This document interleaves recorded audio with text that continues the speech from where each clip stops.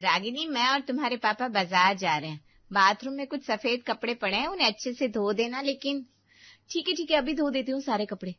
इतना बोलकर रागिनी वहां से जाने लगी, लेकिन पीछे से उसकी माँ बोली, अरे बेटा, लेकिन वहाँ पास में एक नीले रंग का दुपट्टा रखा हुआ है, वो उन सफेद कपड़ों में मत मिक्स करना, उसका रंग छूटता है।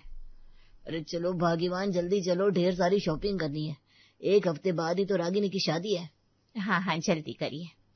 इतना बोलकर उसके माँ बाप वहां से चले गए। वहीं दूसरी तरफ रागिनी बाथरूम में पहुंची। अरे बाप रे, मेरे सारे सफेद फेवरेट सूट गंदे पड़े। पापा जी के भी सफेद वाले कुर्ते सब गंदे हो गए, सब एक साथ वॉशिंग मशीन में डाल देती हूँ। उसने सारे सफेद कपड़े वॉशिंग मशीन में डाल दिए। तभी उसकी नजर एक नीले दुपट्टे पर गई जो वहीं पर पड़ा था। ये देखो, इस दुपट्टे को मैं परसों से ढूंढ रही थी और यहाँ पड़ा हुआ है, इसे भी डाल देती हूँ वॉशिंग मशीन में। उसने वो नीला दुपट्टा भी वॉशिंग मशीन में डाल दिया और कपड़े धोने लगी। शाम को रागिनी के माँ बाप ढेर सारी शॉपिंग करके वापस घर आए। मम्मी, पापा, आप लोग तो ढेर सारी शॉपिंग करके आ गए, क्या ये सब? रागिनी, इसमें तुम्हारी शादी का जोड़ा है, तुम्हारे लिए मेकअप का सामान है, और भी बहुत कुछ है जो तुम अपने साथ ससुराल लेकर जाओगी। अरे वो सब बाद में देख लेना बेटा, पहले तुम ये बताओ, तुमने सारे कपड़े धो तो दिए ना? हाँ माँ, मैंने सारे कपड़े धो दिए और सूखने के लिए भी डाल दिए। कहाँ डाले, दिखाओ। माँ, मैं कामचोर नहीं हूँ, मैं सच बोल रही हूँ। मुझे पता है तुम कामचोर नहीं हो, लेकिन तुम हमेशा मेरी आधी बात सुनती हो, इसलिए मुझे डर लगा रहता है। चलो दिखाओ चल के हमें। चलिए। रागिनी अपने माँ बाप को छत पर ले गई, जहाँ सारे कपड़े सूख रहे थे। जिस बात का डर था वही हुआ, सारे सफेद कपड़े नीले कर दिए तूने। मम, मैंने तो सारे कपड़े वॉशिंग मशीन में ही धोए हैं, नया वाला डिटर्जेंट पाउडर भी डाला था उसमें, फिर भी पता नहीं ये सारे कपड़े नीले कैसे हो गए।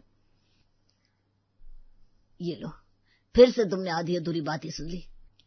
बेटा, तुम्हारी माँ ने साफ साफ कहा था सारे सफेद कपड़े धो देना, लेकिन वहीं एक नीला दुपट्टा पड़ा है, उसे मिक्स मत करना क्योंकि उसका रंग छूटता है। पर तुमने वो बात सुनी ही नहीं। हाँ पापा, माँ कुछ कह तो रही थी पर मैं शायद सुन नहीं पाई। बेटा, ये तुम्हारी बचपन से आदत है, अपनी इस आदत को बदलो, वरना ससुराल में क्या होगा तुम्हारा। लोगों की पूरी बात सुना करो, उसके बाद काम किया करो।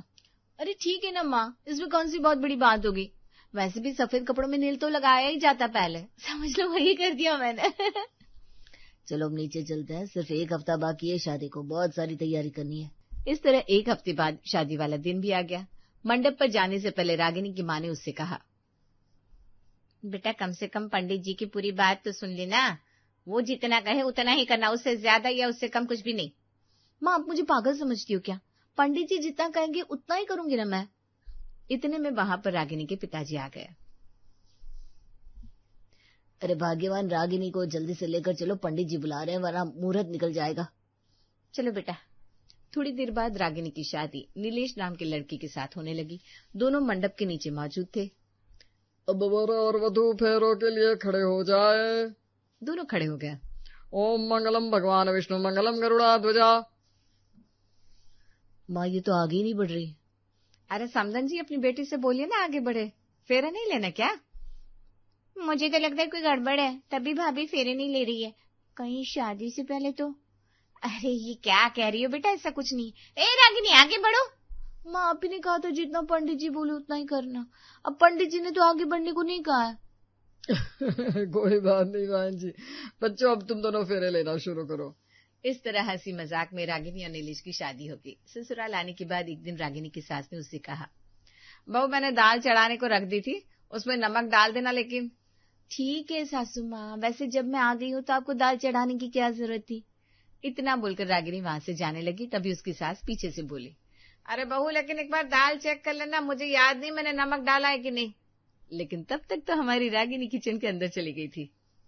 सासू माँ बिना दाल चढ़ा दी और नमक डाला ही नहीं, कहाँ है नमक? ये रहा नमक। रागिनी ने ढेर सारा नमक दाल में डाल दिया।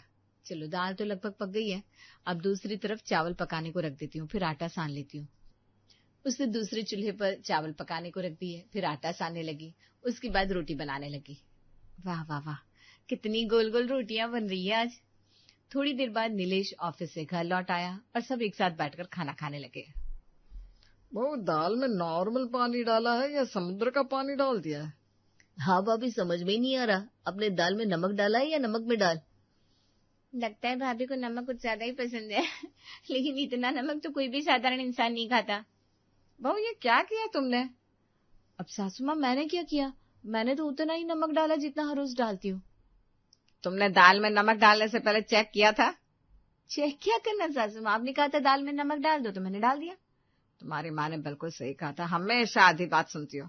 मैंने कहा था दाल में नमक डाल दो, लेकिन एक बार चेक कर लेना, क्योंकि मुझे लग रहा था शायद मैं दाल में नमक डालना भूल गई हूँ।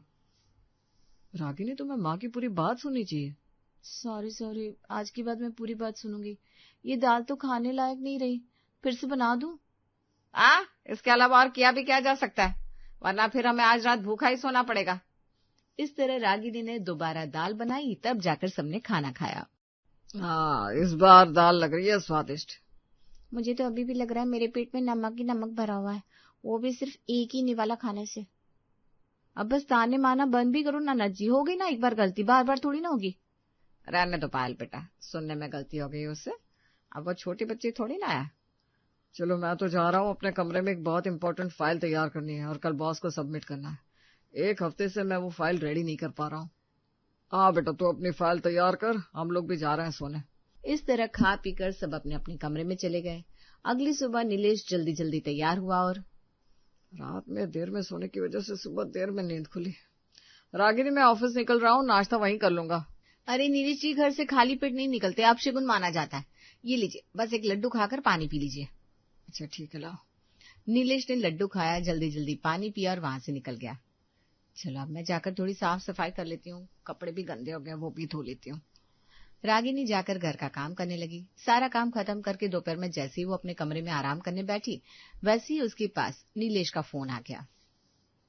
क्या बात है नीलेश जी, इतने बिजी शेड्यूल में भी आपको मेरी याद आ गई? हाँ रागिनी, याद तो तुम्हारी हमेशा आती है, लेकिन फिलहाल मैंने बहुत इंपॉर्टेंट काम के लिए फोन किया है। वो जो रेड कलर की फाइल में रात में बना रहा था ना, वो वहीं अलमारी में छुट गई है। क्या? अच्छा अभी देखती हूँ। रागिनी ने फोन कान से हटा लिया और फाइल ढूंढने लगी, लेकिन नीलेश उधर से बोलता रहा, मैं अपने एक आदमी को भेज रहा हूँ, तुम उसे वो फाइल दे देना।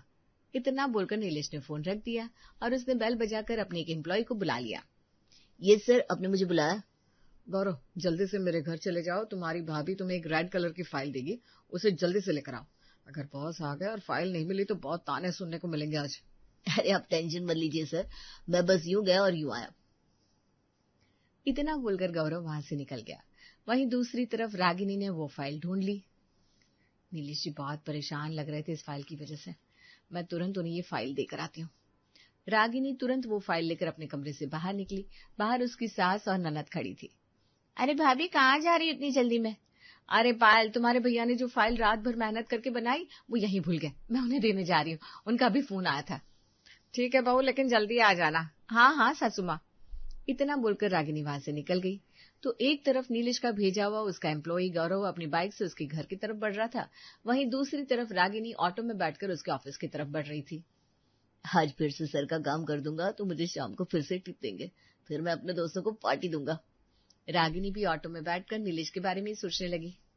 ये सब लोग मुझे भुलक्कड़ समझते हैं ना, आज मैं नीलेश जी को फाइल देकर उनकी नजर में अच्छी बन जाऊंगी, फिर वो मुझे मूवी दिखाने ले जाएंगे।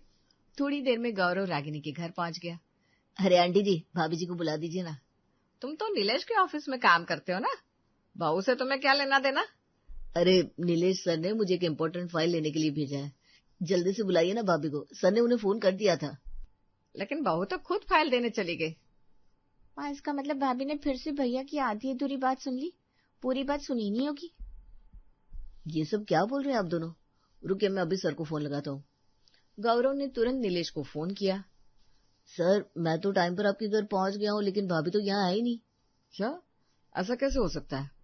इतने में रागिनी हाफते हुए सीधा नीलेश के कैबिन में पहुंच गई फाइल लेकर। ये लीजिए नीलेश जी, मैं आपकी फाइल ले आई हूँ। अरे रागिनी, तुम ये फाइल लेकर क्यों चली आई? तुमने सुना नहीं था कि मैं अपने एक आदमी को भेज रहा हूँ, उसे फाइल दे देना। सर किससे बात कर रहे हैं आप? अब गौरव, तुम वापस आ जाओ, तुम्हारी भाभी खुद फाइल लेकर आ गई है। शिट, आज शाम की मेरी कमाई कट गई। अच्छा आंटी जी, चलता हूँ।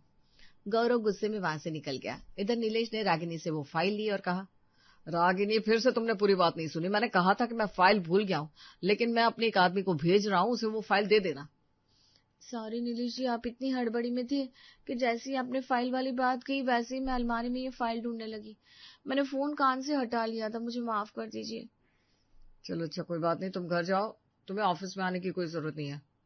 रागिनी वहां से वापस आ गई, लेकिन शाम को नीलेश बहुत खुशी खुशी घर आया और अपने परिवार से बोला, मम्मी, पापा, पाल, रागिनी, वो फाइल देखकर बॉस मुझसे बहुत खुश हो गया। क्या बात कर रहे हो बेटा? हाँ पापा, उन्होंने मुझे प्रमोशन तो दिया ही साथ 2 दिन की छुट्टी भी दिया। मैंने इस प्रोजेक्ट के लिए बहुत मेहनत की है, भगवान से मन्नत भी मांगी थी, इसलिए हम सब लोग पूरे परिवार के साथ 2 दिन के लिए छुट्टी पर निकल रहे हैं। क्या बात है भैया, बहुत दिनों से बाहर घूमने नहीं गए, बड़ा मजा आएगा। ठीक है, तो आज रात ही हम लोग तैयारी कर लेते हैं। और बहू, तुम मोहल्ले की कौशल्या आंटी को जाकर बता दो कि 2 दिन तक दूध वाला नहीं। ठीक है सासू माँ, मैं समझ गई, अभी बताकर आती हूँ सबको। इतना बोलकर रागिनी वहां से जाने लगी, लेकिन उसकी सास पीछे से बोली, अरे बहू, उनसे जाकर ये बोलना कि 2 दिन तक दूध वाला हमारे घर नहीं आना चाहिए। अगर आ भी जाए तो उसे बता देना कि 2 दिन बाद ही आए हमारे घर। लेकिन तब तक रागिनी घर से बाहर जा चुकी थी। बहू की आधी अधूरी सुनने वाली आदत लगता है कभी नहीं जाएगी। अरे परेशान मत हो भाग्यवान, उसने आधी अधूरी बात ही सुनी होगी तो भी कोई प्रॉब्लम नहीं है। दूध वाले के बारे में ही तो बताना है, वो इतना तो समझ ही गई होगी। भाभी तो अगर खाना बना लेंगी, तब तक मैं जाकर पैकिंग कर लेती हूँ। चल, मैं भी तेरी मदद कर देती हूँ। वहीं दूसरी तरफ रागिनी मोहल्ले में कौशल्या आंटी के घर पहुंच गई। अरे कौशल्या आंटी, अब 2 दिन तक हमारे यहाँ दूध वाला नहीं आएगा। क्यों, क्या बात हो गई? ये बात तुम मुझे क्यों बता रही हो? अरे मुझे तो सासू माँ ने बोला ये बोलने को, बोला था कौशल्या आंटी को जाकर बता देना कि हमारे घर 2 दिन दूध वाला नहीं आएगा, और आप बाकी लोगों को बता दोगी। लेकिन आप टेंशन मत लीजिए, मैं खुद बाकी लोगों को बता देती हूँ। इतना बोलकर रागिनी वहां से जाने लगी, तभी पीछे से कौशल्या बोली, अरे बहू, मेरी बात सुनो। अजीब लड़की है, लेकिन बेचारे के घर 2 दिन दूध वाला नहीं आएगा तो चाय कैसे बनेगी? कोई बात नहीं, हम मोहल्ले वाले किस दिन काम आएंगे। उसके बाद रागिनी किसी दूसरे पड़ोसी के घर पहुंच गई। अरे सुषमा आंटी, 2 दिन तक हमारे यहाँ दूध वाला नहीं आएगा, अब मैं जा रही हूँ दूसरों को बताने।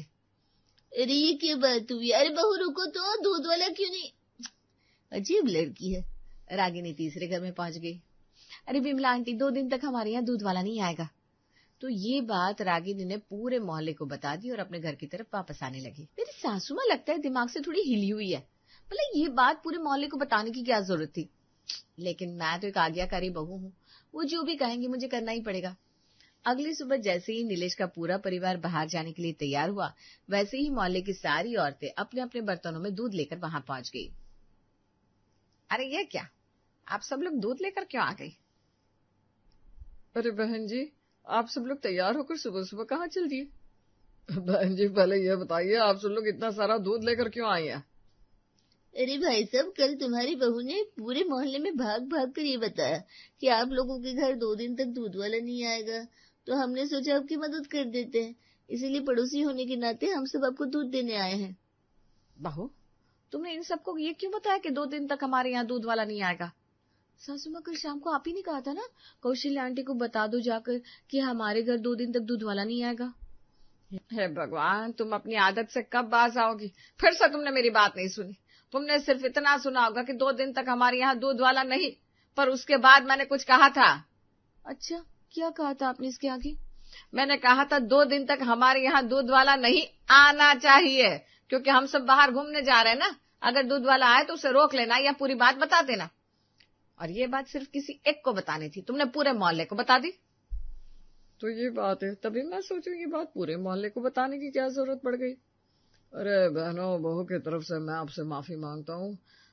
दरअसल हमारी बहू को आधी अधूरी बात सुनने की आदत है, ये उसका स्वभाव बन चुका है, इसलिए आधी बात सुनी और आप लोगों को जाकर बता दी अपने हिसाब से। अरे कोई बात नहीं भाई साहब, चलो बहनों। इस तरह 2 दिन बाद उनका परिवार घूम घाम कर वापस आ गया। क्या बात है, मजा आ गया घूमकर। ऐसी छुट्टियां तो हमें साल में 10-12 बार मिलनी ही चाहिए। हाँ बेटा, फिलहाल बहुत थकावट लग रही है, चाय पीने का मन हो रहा है। ठीक है सासू माँ, आप लोग बैठी, मैं चाय बनाकर लाती हूँ। इस तरह एक बार फिर से उन सबकी दिनचर्या चलने लगी। नीलेश फिर से काम पर जाने लगा। फिर एक रोज दोपहर में रागिनी अपने कमरे में टीवी में न्यूज देख रही थी। दोस्तों, देश में आलू की बहुत बड़ी किल्लत आ चुकी है। आलू की खेती इस बार अच्छी नहीं हुई, लेकिन इतना सुनते ही रागिनी ने टीवी बंद कर दी। हे भगवान, इसका मतलब अब आलू महंगी हो जाएंगी। महंगी तो छोड़ो, आलू मिलना ही मुश्किल हो जाएगा। बिना आलू के तो हमारे भारत का किचन ही अधूरा है। मेरे ससुराल वाले मुझे बेवकूफ समझते ना। अब देखना, मैं ऐसा काम करूंगी कि सब लोग मेरी वाहवाही करेंगे। उसी शाम रागिनी 50 किलो आलू एक टेम्पो में भरवा कर अपने घर ले आई। हाँ भैया, ये सारे आलू घर के अंदर पहुंचा दो। ठीक है मैडम। उस आदमी ने सारे आलू घर के अंदर रख दिए और चला गया। तभी वहां पर सारे ससुराल वाले पहुंच गए। रागिनी, क्या है ये सब? नीलेश जी, मैंने टीवी पर देखा कि आलू की कमी होने वाली है हमारे देश में। सारे किसान और व्यापारी परेशान होने वाला है। हो सकता है आने वाले समय में किसी को आलू मिले ही ना, तो मैंने 50 किलो आलू पहले से मंगवा कर रख लिए। ये लो, लगता है बहू ने वो न्यूज भी आधी अधूरी सुनी होगी। सासू माँ, भले ही वो न्यूज मैंने आधी अधूरी सुनी हो, लेकिन मैंने क्लियरली सुना था हमारे देश में आलू की किल्लत होने वाली है। रुक जाओ रागिनी, वो खबर मैं तुम्हें फिर से दिखाता हूँ। नीलेश ने टीवी पर वो न्यूज चालू कर दी और सारे लोग देखने लगे। दोस्तों, हमारे देश में आलू की बहुत बड़ी किल्लत आने वाली है। इस बार पूरे देश में आलू की फसल बर्बाद हो गई, लेकिन चिंता वाली कोई बात नहीं। सरकार ने इसका इंतजाम कर लिया है। हमारी सरकार बाहर से आलू इंपोर्ट करेगी, वो भी उसी दाम में। जिस रेट में आपको आलू पहले मिलता था, उसी रेट में आपको आलू आगे भी मिलता रहेगा, इसलिए घबराने वाली कोई बात नहीं। सुना तुमने? अब 50 किलो आलू का क्या करोगी? हमारे पास स्टोर रूम तो है नहीं, कुछ ही दिनों बाद ये आलू सड़ने लगेंगे। मैंने तो इस घर की भलाई के लिए सोचा था, अब आप लोग ही बताइए क्या करूं। गलती तुम्हारी है तो इसका पश्चाताप भी अब तुम्हें ही करना पड़ेगा। ऐसा करो, इस आलू की चिप्स बनाओ और बाहर जाकर बेचो, कुछ पैसे भी कमा लोगी और तुम्हें सबक भी मिल जाएगा। उसके बाद पूरी बात सुना करोगी तुम। उस दिन के बाद रागिनी उस आलू की चिप्स बनाने लगी। चिप्स बनाकर वो सबसे पहले मोहल्ले में ही बेचने चली गई। कौशल्या आंटी, ये चिप्स मैंने अपने हाथों से बनाया है, लीजिए ना, मैंने नया बिजनेस शुरू किया है। कहीं फिर से तुमने किसी की आधी अधूरी बात सुनकर तो ये बिजनेस शुरू नहीं कर दिया? पक्का ये चिप्स बेचने ही आई हो या कुछ और करना है? आंटी, आप मुझे ताने मार रही हो ना, मैंने सच में ये चिप्स बनाया है, खरीद लीजिए ना। अच्छा ठीक है बहू, तुमने अपने हाथ से बनाया तो मैं ये चिप्स जरूर खरीदूंगी। कौशल्या आंटी ने चिप्स ले लिए। ये लो बहू, अपनी मेहनत की पहली कमाई। Thank you aunty. अब मैं जा रही हूँ सुषमा आंटी के घर। इस तरह रागिनी दिन भर चिप्स बेचती रही। चिप्स बेचते बेचते शाम तक वो बुरी तरह थक गई। थक हार कर घर आई। चिप्स बेचते बेचते मेरी तो हालत खराब हो गई। ये सब आधी अधूरी बात सुनने का ही परिणाम है। तभी वहां पर सारे घर वाले आ गए। क्या हुआ बहू, अब समझ में आया कि आधी अधूरी बात सुनने का क्या परिणाम होता है? जब खुद पर बीती तब पता चला, सोचो हम पर क्या बीती होगी। हाँ सासू माँ, आप सही कह रही हैं। आज के बाद मैं अपना ये स्वभाव बदल के रहूंगी। जब तक पूरी बात नहीं सुन लूंगी कोई काम नहीं करूंगी। चलो, अंत भला तो सब भला, आखिरकार बहू सुधर ही गई। लेकिन अगले दिन रागिनी अपनी सास का कमरा साफ करने चली गई। उसकी सास लेटी हुई थी। क्या बात है बहू, आज तुम मेरे कमरे की सफाई करने आ गई? हाँ सासू माँ, आपकी वजह से ही मेरा स्वभाव बदल पाया है, इसलिए सोचा थोड़ी आपकी सेवा कर दूं। अच्छा ठीक है, पहले पंखा बंद कर दो। लेकिन जैसे ही उसकी सास ने ये बोला, वैसे ही रागिनी ने पहला स्विच बंद कर दिया, जिससे पूरे घर की लाइट चली गई। अरे बहू, ये क्या किया? फिर से तुमने मेरी अधूरी बात सुन ली। मैंने कहा था पंखा बंद कर दो, लेकिन दूसरा स्विच ऑफ करना, पहला नहीं, क्योंकि पहला मेन स्विच है। पूरे घर की लाइट चली गई। तभी अंधेरे में उसकी ससुर जी वहां आए। अरे क्या हुआ, पूरे घर की लाइट कैसे चली गई? मैं अच्छा खासा मैच देख रहा था, टीवी बंद हो गई। उसकी सास उठी और स्विच ऑन कर दिया, जिससे लाइट फिर से आ गई। तभी वहां पायल और नीलेश भी आ गए। हम चाहे कितनी भी कोशिश कर ले, लेकिन एक बार इंसान का जो स्वभाव बन जाता है वो इतनी जल्दी बदलता नहीं है।